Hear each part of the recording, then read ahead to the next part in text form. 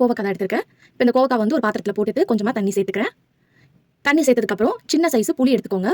அந்த புளியை வந்து இந்த தண்ணியில் வந்து நம்ம நல்லா கரைச்சி விட்டுக்கலாம். அந்த மாதிரி கையை வச்சு நீங்கள் கரைச்சாலே வந்து உங்களுக்கு நல்லா வந்து மிக்ஸ் ஆயிரும். நம்ம புளி சேர்த்ததுக்கப்புறம் இது கூட வந்து பார்த்தீங்கன்னா நம்ம உப்பு சேர்த்துக்கணும். நம்ம எதுக்கு இந்த மாதிரி பண்றோம்னா, எப்பவுமே வந்து நம்ம காய் வாங்கிட்டு வந்தோடனே பச்சை தண்ணியில் கழுவிட்டு அதை அப்படியே வந்து எடுத்து சமைக்கிறதுக்கு வந்து நம்ம யூஸ் பண்ணிடுவோம். அந்த மாதிரி பண்ணக்கூடாது. ஏன்னு பார்த்தீங்கன்னா, நம்ம இந்த மாதிரி காய்கறி எந்த காய்கறியாக இருந்தாலும் அவங்க வந்து பூச்சி வராமல் இருக்கிறதுக்கு செடிக்கு காய்க்கெல்லாம் வந்து பார்த்தீங்கன்னா அந்த உரத்துலேருந்து மருந்துலாம் வந்து பார்த்தீங்கன்னா போட்டிருப்பாங்க.